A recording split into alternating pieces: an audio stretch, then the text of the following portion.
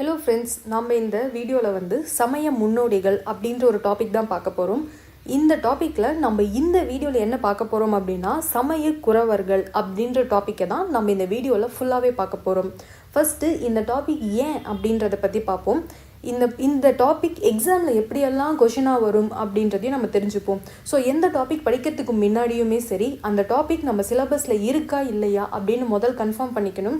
So இப்போ பார்ப்போம், இந்த டாபிக் நம்மளோட சிலபஸில் இருக்கா அப்படின்னு பார்த்தீங்கன்னா கண்டிப்பாக இருக்கும். எங்கே இருக்கும் அப்படின்னா நம்மளோட சிலபஸில் பொது தமிழ் அதில் பகுதி அதில் இலக்கியம்ன்ற பகுதியில் 10வது எண்ணில் சமய முன்னோடிகள் அப்படின்ற ஒரு பேரில் கொடுத்துருப்பாங்க. அப்பர், சம்பந்தர், சுந்தரர், மாணிக்கவாசகர், இந்த 4 பேர் தான் சமய குறவர்கள் அப்படின்னு சொல்லுவாங்க. சமய முன்னோடிகளிலேயே சமய குறவர்கள் என்று அழைக்கப்படுபவர் யார் அப்படின்னா அப்பர், சம்பந்தர், சுந்தரர், மாணிக்கவாசகர். அப்போ சமய முன்னோடிகள்னால் யாருன்னா இந்த 4. ஆனால் இந்த 4 சேர்த்து திருமூலர், குலசேகர ஆழ்வார், ஆண்டாள், சீத்தலை சாத்தனார், அந்த மாதிரி நிறைய பேர் வருவாங்க. இவங்க எல்லாரும் சமய முன்னோடிகள். அதில் சமய குறவர்கள் என்பது 4 பேர். யாருன்னா அப்பர், சம்பந்தர், சுந்தரர், மாணிக்கவாசகர். ஸோ இவர்களை தான் நம்ம சமய குறவர்கள் அப்படின்னு சொல்லுவோம். ஸோ இந்த 4 பற்றி தான் இந்த வீடியோவில் நம்ம ஃபுல்லாகவே பார்க்க போகிறோம். முதல் சமய குறவர்கள் யார் அப்படின்றத பற்றி நம்ம ஃபஸ்ட்டு பார்ப்போம். அப்புறம் இந்த சமய குறவர்கள் எந்த ஊர்களில் பிறந்தார்கள், இவர்களின் பெற்றோர் யார், இவர்கள் என்னென்ன பாடல்கள் பாடப்பட்டிருக்காங்க இவர்களால், இவர்களின் சிறப்பு பெயர்கள் என்ன, இவர்கள் மறைந்த இடம் என்ன, இவர்கள் ஆற்றிய தொண்டு என்ன, இவர்கள் தமிழுக்கு செய்த விஷயங்கள் என்ன, இந்த அத்தனை விஷயத்தையும் நம்ம இந்த வீடியோவில் பார்க்க போகிறோம். ஸோ இந்த வீடியோவை நீங்கள் கடைசி வரைக்கும் பார்த்தீங்கன்னா இந்த சமய குறவர்களிலிருந்து கேட்குற ஒரு கொஷனுக்கு உங்களால் கன்ஃபார்மாக கரெக்டான ஆன்சர் பண்ண முடியும். ஸோ வீடியோவை நீங்கள் கடைசி வரைக்கும் பார்த்தீங்கன்னா அது உங்களுக்கு தான் பெனிஃபிட். ஸோ நம்ம இப்போ என்ன அப்படின்னா முதல்ல சமய குறவர்கள்லாம் யார் அப்படின்றத பார்ப்போம். குறவர்கள் அப்படின்ற பெயர் எதை குறிப்பிடும் அப்படின்னா பழைய காலத்தில் குருமார்கள் இவங்களை தான் குறவர்கள் அப்படின்னு தமிழில் ஒரு வார்த்தை கூறப்பட்டிருக்கு. குரு அப்படின்னா அவங்களோட வேலை என்ன? தனக்குன்னு ஒரு அறிவை வளர்த்து கொண்டோ கற்றுக்கொண்டோ அதை பிறருக்கு உபதேசம் பண்ணுவாங்கள நம்ம குரு அப்படின்னு சொல்வோம், டீச்சர். ஸோ அவங்க ஒரு சப்ஜெக்டில் எக்ஸ்பர்ட்டாக இருப்பாங்க. அவங்க மற்ற பசங்களுக்கு எப்படியெல்லாம் ஈஸியாக சொல்லித்தரலாம் சொல்லி அவர்கள் பெற்ற ஞானத்தோட தன் ஞானத்தையும் சேர்த்து கலந்து மற்றவர்களுக்கு அளிப்பவர்கள் தான் குருமார்கள். ஸோ இந்த குருமார்கள்லையே சமயத்தை பற்றி சொல்கிறவங்கள குறவர்கள், சமய குருக்களை குறவர்கள், சமய குறவர்கள் அப்படின்னு சொல்லுவாங்க. ஸோ சமயம் அப்படின்னா என்னென்னா அதாவது இதை மதம் அப்படின்னு மட்டும் சொல்ல முடியாது. சமயம் அப்படின்னா ஒருத்தருக்கும் ஒரு கடவுளை பற்றிய ஒரு அபிப்பிராயம் இருக்கும். சில பேர் சிவனை வழிபடுவாங்க, சில பேர் விஷ்ணுவை வழிபடுவாங்க, சிலவங்க ஜீசஸை வழிபடுவாங்க, அல்லாஹ், தோரா, இந்த மாதிரி நிறைய மதங்கள் இந்த உலகத்தில் இருந்துகிட்டே தான் இருக்கும். மதங்கள்னு கிடையாது, ஒரு தனிப்பட்ட ஒரு தெய்வம், அவங்கள வழிபடக்கூடிய ஒரு பிரிவினராக இருப்பாங்க. இதை நம்ம சமயம் அப்படின்னு சொல்வோம். ஒரு கடவுளை பற்றிய ஞானம் ஒருத்தர் பெறுவாங்க. இப்போ சிவனை பற்றி ஒரு ஞானம் ஒருத்தர் பெற்றிருக்காருனா அவர் தனக்கு தெரிஞ்ச எல்லாருக்கிட்டையும் சிவன் பற்றின விஷயங்களை கூறுவார். இப்படி கூறுபவர் தான் சமய குறவர்கள். ஸோ இந்த சமய குறவர்கள் எத்தனை பேருன்ற கொஷின் நீங்கள் டிஎன்பிஎஸ்சி கொஷின் பேப்பரில் தாராளமாக பார்க்கலாம். கண்ணை மூடிட்டு ஆன்சர் பண்ணுங்கள். ஆன்சர் 4 தான். 4 பேர் மட்டும்தான் சமய குறவர்கள். அந்த 4 யாருன்னு ஒருவேளை உங்களுக்கு இதில் சமய குறவர்கள் அல்லாதவர் யாருன்னு கொடுத்து 4 ஆப்ஷன் கொடுத்துருந்தாங்கன்னா நான் இப்போது மென்ஷன் பண்ணுற இந்த 4 பேரை தவிர்த்து இல்லாத ஒரு ஆப்ஷன் தான் நீங்கள் கரெக்டாக சூஸ் பண்ணணும். ஸோ சமய குறவர்கள்னாலே 4 பேர் தான். அப்பர், சம்பந்தர், சுந்தரர், மாணிக்கவாசகர். இந்த 4 பேர் தவிர்த்து சமய குறவர்களில் வேறு யாரையாவது கொடுத்துருக்காங்கன்னா அது சரியான பதில் இல்லை. ஸோ இதெல்லாம் நல்லா தெரிஞ்சுக்கோங்க. ஏன்னா ஒரு விஷயத்தையும் நீங்கள் தெரிஞ்சு படிக்க தான் உங்களால் ஆன்சர் பண்ணும்பொழுது ரொம்ப கான்ஃபிடெண்ட்டாக ரொம்ப கரெக்டாக உங்களால் ஆன்சர் பண்ண முடியும். ஸோ நம்ம இப்போது வீடியோக்குள்ளே ஒரு டாபிக், அதாவது நான் முன்னாடி சொன்ன மாதிரி அவங்க எந்த ஊரில் பிறந்தாங்க, அவங்க பெற்றோர் யார், அவங்க தமிழுக்கு என்ன தொன்றாட்டினாங்க, இது எல்லாத்தையும் பற்றி நம்ம ஒன்றா பார்ப்போம். இவங்களுக்கு பேர் என்னன்னா சைவ சமய குறவர்கள்னு சொல்லுவாங்க. சைவம் அப்படின்னா சிவனை முதல் கடவுளாக வழிபடுவாங்க. சைவ சமய குறவர்கள் 4. ஸோ 4 அப்படின்னு ஞாபகம் வச்சுக்கோங்க. இதில் மூவர் முதலிகள், மூவர்னா 3 பேர், முதலிகள் யாருன்னா திருஞான சம்பந்தர், திருநாவுக்கரசர், சுந்தரர். ஸோ இதில் மிஸ் ஆனவர் யாருன்னா மாணிக்கவாசகர். மாணிக்கவாசகரை எடுத்துட்டீங்க அப்படின்னா அவங்க வந்து 4 கிடையாது, மூவர். ஸோ அவங்களுக்கு பேர் என்னென்னா மூவர் முதலிகள். சைவ சமய குறவர்கள். ஸோ இப்போ இதே 4 பேர் தான், திருஞான சம்பந்தர், திருநாவுக்கரசர், சுந்தரர், மாணிக்கவாசகர். மாணிக்கவாசகர் சேர்ந்தாருன்னா குறவர்கள் ஆவாங்க. மாணிக்கவாசகர் இல்லாமல் மூவர் மட்டும் இருந்தாங்கன்னா மூவர் முதலிகள் அப்படின்னு சொல்லுவாங்க. ஸோ இந்த டிஃப்ரென்ஸை நல்லா தெரிஞ்சுக்கோங்க. சைவ குறவர்கள் 4 பாடியதை சைவ நான்மறைகள் அப்படின்னு சொல்லுவாங்க. ஸோ இவங்களுடைய பாடல்கள் தொகுப்பு, எல்லாரும் ஒரே பாடலை பாடியிருக்க மாட்டாங்க, ஒவ்வொருவரும் ஒவ்வொரு பாடல்கள் பாடியிருப்பாங்க. இந்த 4 பாடல் தொகுப்பை எப்படி சொல்லுவாங்கன்னா சைவ நான்மறைகள். ஸோ ரொம்ப ஈஸி. 4 மறைகள் அப்படின்றது உலகத்தோட ஒத்துப்போகும் ஒரு கருத்து, மறை அப்படின்றது. ஸோ இவர்கள் சொன்னது சைவ நான்மறைகள். ஸோ இந்த மாதிரி வார்த்தைகள்லாம் நல்லா பார்த்துக்கோங்க, ஏன்னா எக்ஸாமில் கொஷின் வரத்துக்கு நிறைய சான்சஸ் இருக்கும். ஸோ இப்போ இவர்கள் பிறந்த இடம், ஃபஸ்ட்டு திருஞான சம்பந்தர், திருநாவுக்கரசர், இவரின் இன்னொரு பெயர் அப்பர். ஸோ ஆப்ஷன்லலாம் பார்த்தீங்கன்னா திருநாவுக்கரசர்னு இல்லாமல் அப்பர்னு இருக்குன்னா, ஐயோ அப்பர் தான் இல்லையே, நம்ம வந்து ஆப்ஷனில் வந்து ஒருவேளை வந்து அப்பர்னு இருந்து திருநாவுக்கரசர்னு இல்லைன்னா நீங்கள் கன்ஃபியூஸ் ஆகிடக்கூடாது. திருநாவுக்கரசருடைய இன்னொரு பெயர் அப்பர். சுந்தரர், மாணிக்கவாசகர், இந்த 4 பிறந்த ஊர் என்ன அப்படின்னா திருஞான சம்பந்தர் பிறந்த ஊர் சீர்காழி, திருநாவுக்கரசர் என்கிற அப்பர் பிறந்த ஊர் திருவாமூர், சுந்தரர் பிறந்த ஊர் திருநாவலூர், மாணிக்கவாசகர் பிறந்த ஊர் திருவாதவூர். ஸோ இவர்கள் 4 பேரும் பிறந்த இடம் ரொம்ப ரொம்ப முக்கியம். இது எப்படி நம்ம ஞாபகம் வச்சுக்கலாம்னா திருஞான சம்பந்தர். ஞானம்னா நிறைய அறிவு பெற்றவர்கள், நிறைய பேரை சீர்திருத்த பார்ப்பாங்க, அதாவது திருத்த பார்ப்பாங்க. ஸோ சீர்திருத்த பார்ப்பாங்க. ஸோ சீர்காழி, திருஞான சம்பந்தர் சீர்காழி. திருநாவுக்கரசர் என்கிற அப்பர் தென்னார்காடு மாவட்டம் திருவாமூர். ஸோ இது என்ன அப்படின்னா ஊர் அப்படின்னு முடியுதுல, ஊர். ஸோ அரசர்கள் ஒரு ஊருக்கு அரசராக இருக்க மாட்டாங்க, பல ஊர்களுக்கு அரசராக இருப்பாங்க. திருவாமூர் திருநாவுக்கரசர். சுந்தரர் திருநாவலூர். ஸோ சுந்தரர் அப்படின்ற வார்த்தையின் அர்த்தம் என்னன்னா அழகாக இருப்பாங்க அப்படின்றத நம்ம எப்படி சொல்லலாம்னா அவங்க வந்து நல்ல நாவல் பழம் மாதிரி இருப்பாங்க. ஸோ ஏதோ ஃப்ரூட்டை டிஃபைன் பண்ணலாம், அவங்கள பார்க்குறதுக்கு வந்து நல்ல பால் நிறத்தில் இருப்பாங்க அப்படின்னு சொல்லலாம், இல்லை நல்ல ரோஸ் நிறத்தில் இருப்பாங்கன்னு சொல்லலாம். ஸோ இதில் சுந்தரரை வந்து நாவல் நிறம்.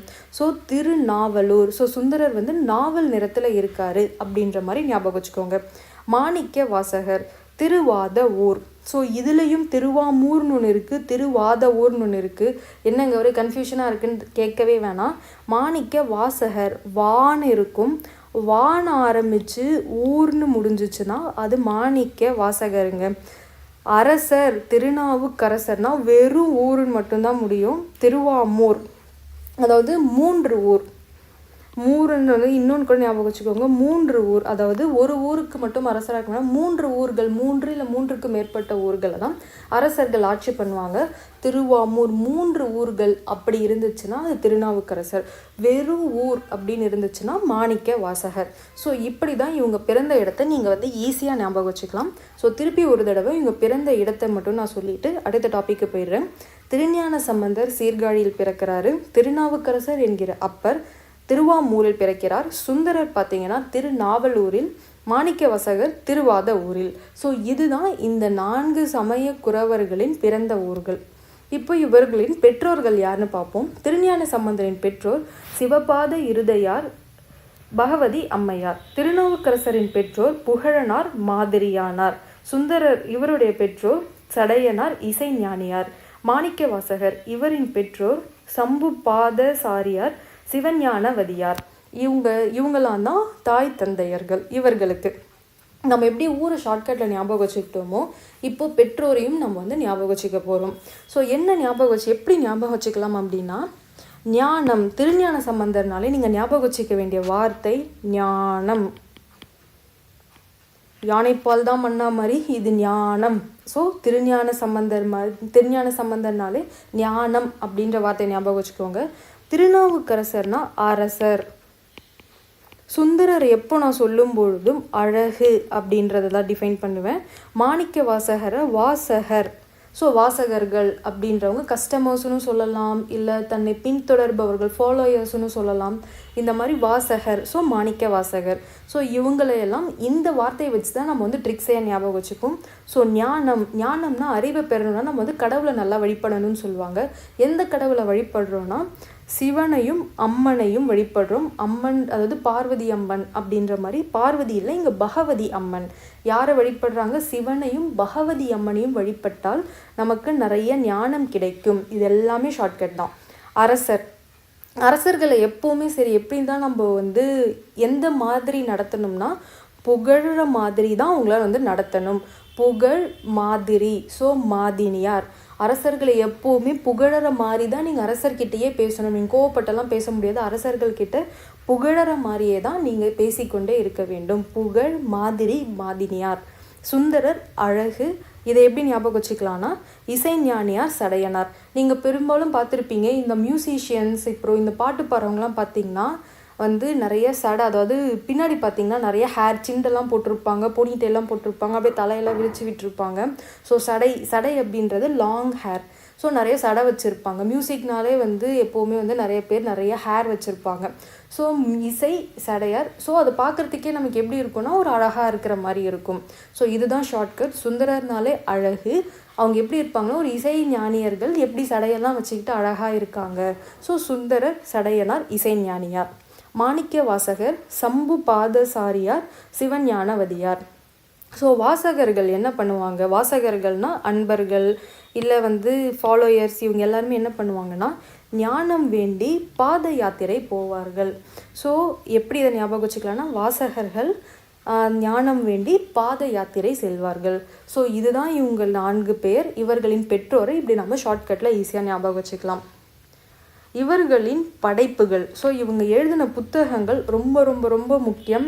இது நீங்கள் டிஎன்பிஎஸ்சியில் இதை பற்றி வராது, கொஷின் பேப்பரே இருக்காது. ஸோ இது ரொம்ப ரொம்ப ரொம்ப ரொம்ப முக்கியமான விஷயம். திருஞான சம்பந்தர். இதான் என்ன சொல்கிறேன், திருஞான சம்பந்தர்னா உங்கள் மனசுக்கு வர வேண்டிய வார்த்தை என்ன? ஞானம். ஸோ திருக்கடை காப்பு. ஸோ ஞானம் பெறுதல் தான் இருக்கிறதுலையே கடைசி நிலை. ஸோ ஞானம் பெறுதல் தான் கடைசி, அதுதான் கஷ்டம், அதுதான் கடைசி. ஸோ ஞான சம்பந்தர் திருக்கடை காப்பு கடைசி. திருநாவுக்கரசர் அரசர். ஸோ திருநாவுக்கரசர்னா என்ன சொன்னால் அரசர்னு நீங்கள் ஞாபகம் வச்சுக்க சொன்னேன். அரசர்கிட்ட ஒரு குறுந்தப்பு, ஒரு சின்ன தப்பு பண்ணதா போயிட்டு கம்ப்ளைண்ட் பண்ணால் கூட அரசர் திருந்த சொல்லுவார். திருந்த அப்படின்றது தான் திருந்தாண்டகம் திருந்த சொல்லுவார். அப்படி திருந்தலை அப்படின்னா நேரடியாகவே அவரை கொல்ல சொல்லிடுவார். ஸோ கொல்லல தண்டனை கொடுக்க சொல்லிடுவார் நேரடியாக. ஸோ திருநேரிசை. அரசர்னாலே நம்ம அரசர் முன்னாடி ஒரு தப்பை செஞ்ச ஒருத்தவனை கொண்டு போய் நிறுத்தினா கூட நீ திருந்துடான்னு முதல் சொல்லுவார். அப்படி திருந்தலைன்னா நேரிடையாக தண்டனை கொடுத்து விடுவார். ஸோ திருநேரிசை, திருக்குறுந்தொகை, திருத்தாண்டகம், இதுதான் திருநாவுக்கரசர் எழுதிய புத்தகங்கள். 12 திருமுறைகளில் முதல் 7 திருமுறைகள் இந்த மூவர் தான் எழுதியிருப்பாங்க. மூவர் முதலிகள்னு பார்த்தோம்ல, திருஞான சம்பந்தர், திருநாவுக்கரசர், சுந்தரர், இவங்க 3 பேரும் தான் 12 திருமுறைகளில் முதல் 7 திருமுறைகள் வந்து எழுதியிருப்பாங்க. மீதி அந்த 12 வரைக்கும் வேறு நபர்கள் வந்து எழுதியிருப்பாங்க. ஸோ சுந்தரர் இவர் வந்து 7ஆம் திருமுறையை வந்து எழுதியிருப்பார். ஸோ திருஞான சம்பந்தர் முதல் 3 திருமுறை, திருநாவுக்கரசர் அடுத்த 3 திருமுறை, சுந்தரர் ஒரே ஒரு திருமுறை, அதுவும் 7ஆம் திருமுறை எழுதியிருப்பார். அதற்கு பெயர் என்ன அப்படின்னா திருப்பாட்டு அப்படின்ற 7ஆம் திருமுறை திருத்தொண்ட தொகை. ஸோ சுந்தரர் அப்படின்னு நம்ம என்னன்னு சொன்னால் நான் முன்னாடி அழகுன்னு சொன்னேன். ஸோ இவர் அழகாக பாட்டு பாடி நிறையா தொகைகளை கலெக்ஷன் பண்ணிடுவார். ஸோ சுந்தரர் அழகாக பாட்டு பாடி நிறைய தொண்டு செஞ்சு தொகைகளை கலெக்ட் பண்ணுவார். ஸோ சுந்தரர் திருப்பாட்டு திருத்தொண்டு தொகை. மாணிக்க வாசகர் பார்த்தீங்கன்னா திருவாசகம் திருக்கோவையார். இதை எப்படி ஞாபகம் வச்சுக்கலாம்னா வாசகர், நான் மாணிக்க வாசகருக்கு சொன்னேன். வாசகர் அப்படின்னா வாசகம், வாசகம். வாசகர் எந்த ஊர்லேருந்துங்க வராங்க அப்படின்னா கோவையிலேருந்து வராங்க. வாசகர்கள் கோவையிலேருந்து வராங்க அப்படின்னு ஞாபகம் வச்சுக்கோங்க. ஸோ மாணிக்க வாசகர், திருவாசகம், திருக்கோவையார். ஸோ இதெல்லாம் தான் இவர்களின் படைத்த படைப்புகள். ஸோ இதெல்லாமே உங்களுக்கு ரொம்ப முக்கியம். நான் ஷார்ட்கட்டில் சொல்லி கொடுத்துருக்கேன். இவர்கள் வாழ்ந்த காலங்கள் இது ரொம்ப ரொம்ப ரொம்ப ரொம்ப ஈஸிங்க. திருஞான சம்பந்தர் பார்த்தீங்க அப்படின்னா 16 ஆண்டுகள் வாழ்ந்திருக்காரு. திருநாவுக்கரசர் 81 ஆண்டுகள் வாழ்ந்திருக்காரு. சுந்தரர் பார்த்தீங்கன்னா 18 ஆண்டுகள் வாழ்ந்திருக்காரு. மாணிக்கவாசகர் 32 ஆண்டுகள் வாழ்ந்திருக்காரு. இப்போ நீங்கள் லிங்க் பண்ண வேண்டியது என்னன்னா, திருஞான சம்பந்தரையும் மாணிக்க வாசகரையும் ஒன்று சேர்த்துக்கணுங்க. திருஞானம் ஞான வாசகர். ஸோ இதை மட்டும் ஞாபகம் வச்சுக்கோங்க. திருஞான வாசகர் இவங்க என்னன்னா 16 ஆண்டு ஞான சம்பந்தர், அப்படியே இன்ட்டு 2 பண்ணிங்கன்னா 32. ஸோ திருஞான சம்பந்தருடைய 2 மல்டிப்ளை பண்ணிங்கன்னா 32 ஆண்டுகள் மாணிக்க வாசகர் வாழ்ந்திருக்காரு. திருநாவுக்கரசர் அரசர் எப்போவுமே செழிப்பாக பல வருடங்கள் வாழ்வார். 81 ஆண்டுகள் வாழ்ந்திருக்காரு. ஸோ மிச்சம் இருக்கிறது யாருன்னா நம்ம சுந்தரர் தான். ஸோ சுந்தரருக்கு அப்படியே நம்பரை ரிவர்ஸ் பண்ணுங்கள். 81 அப்படியே போட்டு திருப்பி எழுதணும்னா 18. ஸோ 18 ஆண்டுகள். இதுதான் இவர்கள் வாழ்ந்த காலம். ஞான சம்பந்தரையும் வாசகரையும் நீங்கள் ஒன்று சேர்த்திங்கன்னா 16 32ன்னு வந்துடும். திருநாவுக்கரசரையும் சுந்தரரையும் ஒன்று சேர்த்திங்கன்னா 81 அப்படி திருப்பி போட்டிங்கன்னா 18. ஸோ இதுதான் இவர்கள் வாழ்ந்த காலம். இவர்கள் ஒரு மார்க்கத்தை ஃபாலோ பண்ணுவாங்க. மார்க்கம் அப்படின்றது இவர்களுக்கான வழி. ஒருத்தரும் அவரவர்களுக்கான பாதைகளை அமைத்து வாழ்ந்தாங்க. அப்படி ஒருத்தரும் என்னென்ன மார்க்கத்தில் வாழ்ந்தாங்கன்னா, திருஞான சம்பந்தர் பார்த்தீங்கன்னா கிரியை என்னும் சத்புத்திர மார்க்கம். திருநாவுக்கரசர் பார்த்தீங்கன்னா சரியை என்னும் தாச மார்க்கம். சுந்தரர் பார்த்தீங்கன்னா யோகம் என்னும் சக மார்க்கம். மாணிக்க வாசகர் பார்த்தீங்கன்னா ஞானம் என்னும் சன்மார்க்கம். இப்பவும் பார்த்தீங்கன்னா சுத்த சன்மார்க்க சங்கம் அப்படின்லாம் இருக்குது. ஸோ மார்க்கம் அப்படின்னா வழி. ஸோ அவரவர்கள் சிவனை அடைவதற்காக அவரவர்கள் ஒரு வழியை பின்பற்றியிருக்காங்க. ஸோ திருஞான சம்பந்தர் கிரியை என்னும் சத்புத்திர மார்க்கம், திருநாவுக்கரசர் சரியை என்னும் தாச மார்க்கம், சுந்தரர் பார்த்தீங்கன்னா யோகம் என்னும் சக மார்க்கம், மாணிக்க வாசகர் ஞானம் என்னும் சன்மார்க்கம்.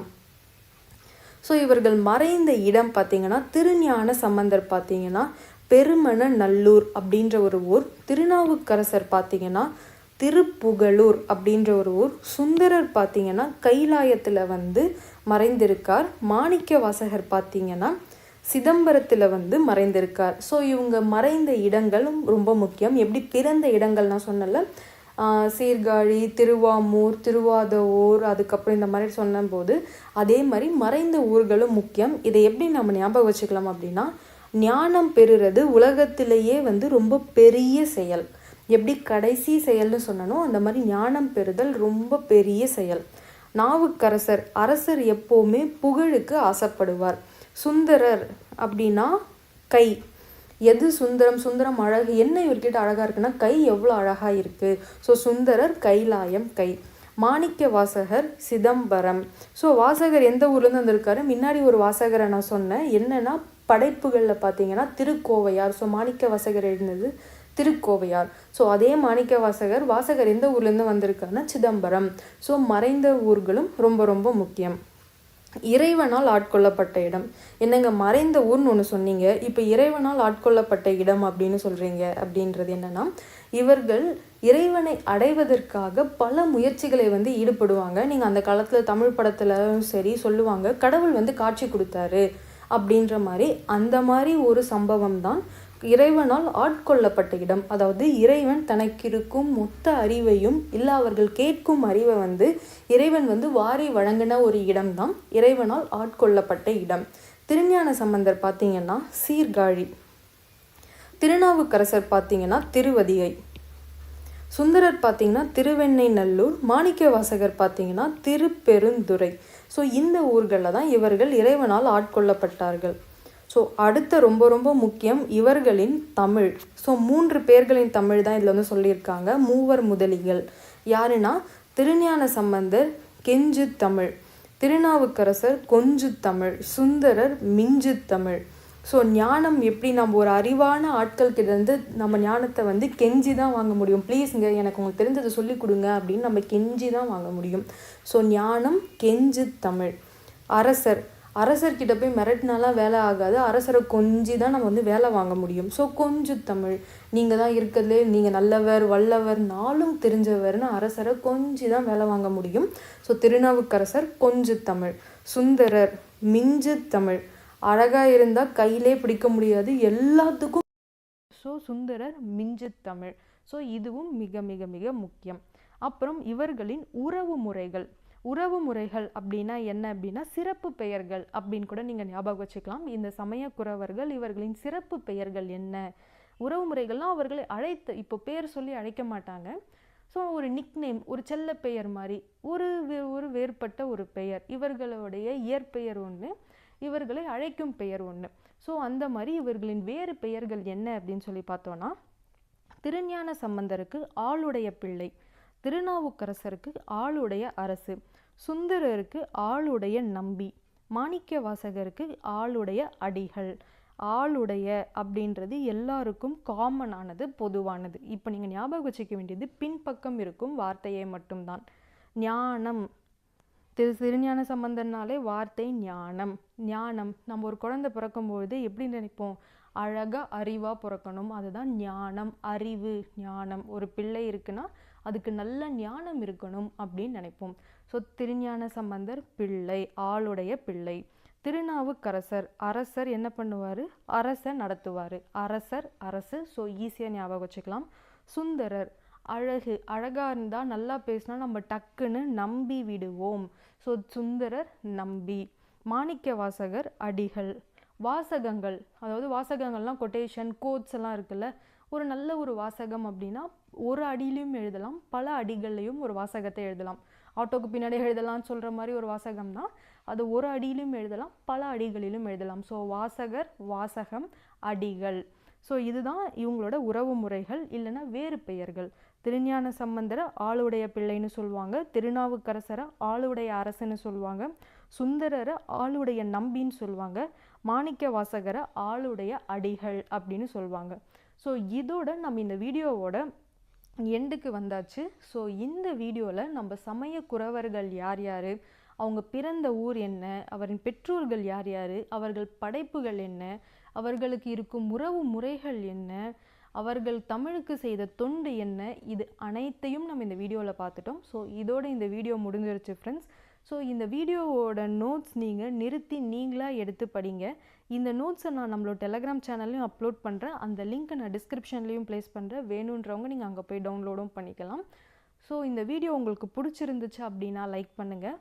இதே மாதிரி எக்ஸாமுக்கு ப்ரிப்பேர் பண்ணுற உங்களோட மற்ற ஃப்ரெண்ட்ஸாக இருந்தாலும் சரி, உங்களுக்கு தெரிஞ்சவங்களாக இருந்தாலும் சரி, இந்த வீடியோவை ஷேர் பண்ணுங்கள். இந்த சேனலை இது வரைக்கும் நீங்கள் சப்ஸ்கிரைப் பண்ணாமல் பார்க்குறீங்க அப்படின்னா சப்ஸ்கிரைப் பண்ணிக்கோங்க. So bye friends, thank you.